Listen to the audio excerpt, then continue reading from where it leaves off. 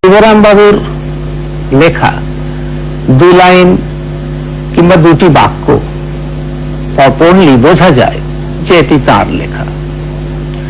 তার ওই যে কথায় কথায় মারপ্যাঁচ, আর ওই একটি শব্দকে নানান রকম অর্থে প্যাঁচোয়া অর্থে বসানো, আর ওই বাক্যকে ঘুরিয়ে ফিরিয়ে নানান রকম ভাবে মোচড় দিয়ে লেখা, এসব একেবারেই শিবরামীয়। শিবরাম বাবুর হাস্যরস সম্বন্ধে আমরা সবাই জানি, তার বই অত্যন্ত প্রচারিত এবং সকলেই পড়েছেন। অবশ্য আমি শিবরাম বাবুর লেখার সমালোচনা করছি না, আমি সমালোচক নই, আমি তার একজন গুণগ্রাহী মাত্র। আমি তার কতগুলি গল্পের ছবি এঁকেছি এবং সেই সূত্রেই তার নামের সঙ্গে আমার নামও বিজড়িত হয়ে আছে। দৈবক্রমে আমি আবার চক্রবর্তী বংশসম্ভূত হওয়ার জন্য অনেকের মনে প্রশ্ন জাগে যে তার সঙ্গে আমার বংশগত কোনো সম্পর্ক আছে কিনা। অনেকে আমাকে প্রশ্নও করেছেন। তা আমি বলি, সম্পর্ক নিশ্চয়ই আছে। সম্পর্ক যেটা আছে সেটা আত্মিক সম্পর্ক, তার লেখা এবং আমার ছবি। ভাবরাজ্যে আমরা দুজনেই অত্যন্ত ঘনিষ্ঠ। শিবরাম বাবুর নিজের নাম সম্পর্কেও তিনি অত্যন্ত নিষ্ঠুরভাবে পরিবর্তন করেছেন এবং তাকে নানা রকম ভাবে রূপ দিয়েছেন। যেমন শিবরাম কথাটিকে সংস্কৃত করে তিনি লিখেছেন শিবরাম। আবার চক্রবর্তী শব্দটিকে সরলীকৃত করেছেন, তাকে করেছেন চকরবর্তী। তা আজকে আমরা স্বয়ং শিবরাম বাবু এখানে এসেছেন, তার সঙ্গে আমরা সাক্ষাৎকার করব।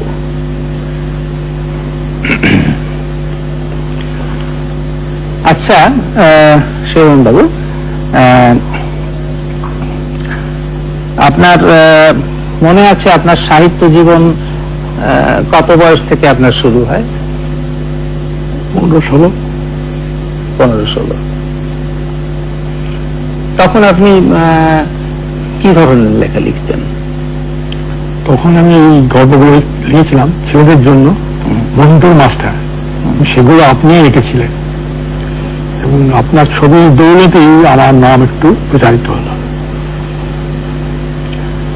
আচ্ছা, তারও আগে আপনি অনেকগুলি লেখা লিখেছিলেন যেগুলি বড়দের জন্য।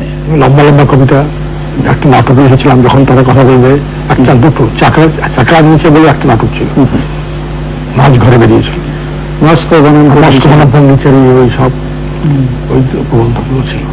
অনেক প্রবন্ধের একটা সংকলন, তাছাড়া নাটক এবং কবিতা। তখন তো কবির নামই আপনি বোধহয় প্রসিদ্ধ হয়েছিলেন, তাই না? প্রসিদ্ধ হয়েছিলাম কিনা জানি না, তবে পরিচিত হয়েছিলাম। আচ্ছা, তারপরে আপনি একেবারে ছোটতে লেখা ধরলেন কেন? এটা অনেকেই অবশ্য অনেকের মনে প্রশ্ন আসে। বড়দের লেখা লিখলেও আমি দেখেছি সেগুলো ছেলেরাই পড়ে। তখন আমি দেখলাম যে কেন অর্থ বড় লেখা লিখে মরি, ছেলেদের জন্য লিখি। ছেলেরাই আমার যখন অনুরাগী, তাদের জন্য লিখি। ছেলেদের লেখা চলে গেলাম। আপনার প্রথম বই কি মন্টুর মাস্টার, তাই না? হ্যাঁ। আচ্ছা, প্রথম উপন্যাস আপনার কি? বাড়ি থেকে পালিয়ে। আচ্ছা, বাড়ি থেকে পালিয়ে। বাড়ি থেকে পালিয়ে উপন্যাসের মধ্যে কিছু আপনার জীবনের ঘটনা আছে কি? প্রায় সমস্তটাই আমারই জীবনের ঘটনা বা দুর্ঘটনা যাই বলুন, ওইটাতেই রয়েছে। ওর যে নায়ক ছিল কাঞ্চন। হ্যাঁ, কাঞ্চন সে নায়ক, কিন্তু আপনি ছবি আঁকার পর তার রাস্তা লাগলো, তখন আপনি হলেন মানি, তখন মণিকাঞ্চন যোগ হলো। আপনি কলকাতার বাইরে কোথাও গিয়েছেন? কলকাতার বাইরে গেছি এই বাবার সঙ্গে ছোটবেলায় পুরী, ভুবনেশ্বর, দেওঘর এসব জায়গায় গেছি। এর মধ্যে আমার দেওঘরটা ভালো গেছিল, কারণ ওখানে প্যারা ভারী ফার্স্ট ক্লাস। আমি দেওঘরে একলাও অনেকবার গেছি দাঁড়া খাবার জন্য। আর কোথায় গেছি? আর কোথাও যাইটাই গেলাম ঘাটশিলা, ওখানে আমরা থাকি সম্পর্কে। আমার ভাই ওখানকার কলেজের প্রিন্সিপাল ছিলেন, এখন রিটায়ার করেছেন। ওখানেই যাই, ওখানে গিয়ে থাকি, খুব শীঘ্রই যেতে পারি।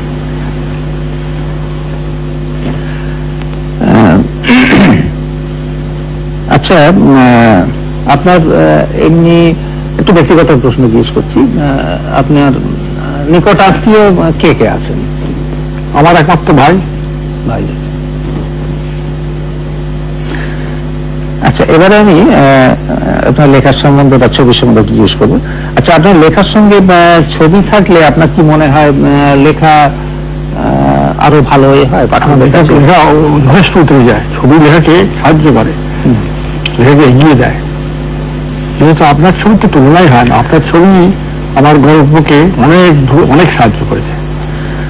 আচ্ছা, আপনার লেখার বিষয়বস্তু সম্বন্ধে বা প্লট সম্বন্ধে ধরুন আপনি কিরকম ভাবে পেয়েছেন? ধরুন আপনার জীবন থেকে কিংবা পারিপার্শ্বিক থেকে কিংবা কোনো লেখা থেকে? আমার জীবন থেকে অনেক হাসির ঘটনা, হাসির না হয়তো সেগুলো সেই লেখার কায়দা হিসেবে হাসি হয়ে যায়। পেয়েছি বন্ধু বান্ধবের ঘটনা, এই জীবন থেকে সংগ্রহ করতে লেখা করেছি। আচ্ছা, আমাদের দেশে হাস্যরসাত্মক লেখক তো অবশ্য অনেকজন ছিলেন, এখন বিশেষ কেউ নেই আপনি ছাড়া। ধরুন ত্রৈলোক্যনাথ মুখোপাধ্যায়, কেদারনাথ বন্দ্যোপাধ্যায়, তারপরে সুকুমার রায়, পরশুরাম, এদের কার লেখা আপনার ভালো লাগে বা কার?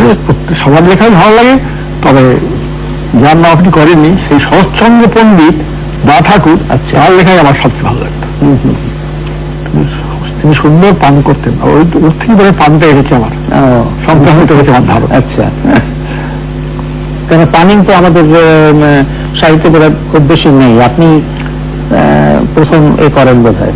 তো আমি জানি না, সাহিত্যের সঙ্গে পড়াশোনা খুব কম, সাহিত্য এত লেখি করেছি যে আর পড়বার টাইম পাইনি, সুতরাং আমি বলতে পারবো না। আচ্ছা, পানিংটা কি মনে হয় হাস্য রসকে আরো এ করে, সাহায্য করে? তা করে কি জানি না, তো ছেলেপিলেরা ওইসব কথা খুব ইয়ে হয়, মানে ছেলে ভুলে না বুঝবে, ছেলেরা খুব ভুলে, একটা কথা তিন রকম মানে, তিনটে কথা একরকম মানে, এইসব আমি তো ছেলের ব্যাপারটা আমি বললাম, তখন পানি চায় খুব হেল্প করবো, খুব পপুলার হয়ে যাবে ছেলের কাছে। কারণ এরকম কথা বাতাস আর কোনো লেখনের মধ্যে পায় না, তারা সার বস্তু পায়, সেখানে এটা একটা সেই হাতের সঙ্গে হাতাহাতি, ঘোড়ার সঙ্গে ঘোরাঘুরি, সব বাহুর বাহুল্য। শিবরামবাবুর সাহিত্য সম্বন্ধে অবশ্য অনেক কিছু বলার আছে।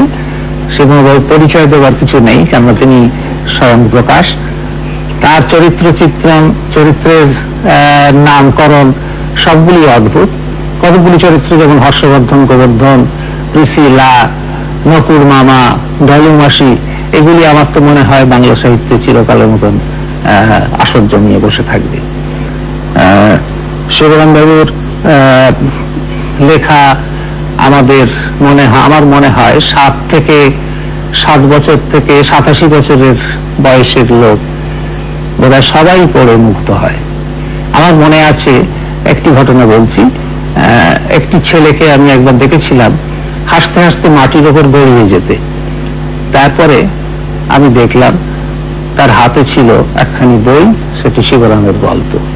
এবং আমি অনেক লোককে দেখেছি যারা স্বভাবতই হাসে না, তারাও শিবরাম বাবুর লেখা নিয়ে অত্যন্ত মুগ্ধ হয় এবং অলক্ষ্যে তারাও হাসি সম্বরণ করতে পারে না। আজকে শিবরাম বাবুর সঙ্গে আমাদের সাক্ষাৎকার শিবরণ বাবুর কে অনেক কষ্ট করে অবশ্য আসতে হয়েছে এখানে। তার শরীরটা অসুস্থ, তিনি বাড়ি থেকে ডাক্তারের নিষেধ সত্ত্বেও তিনি আমাদের এখানে এসেছেন এবং আমাদের সঙ্গে এতক্ষণ সময় অতিবাহিত করলেন।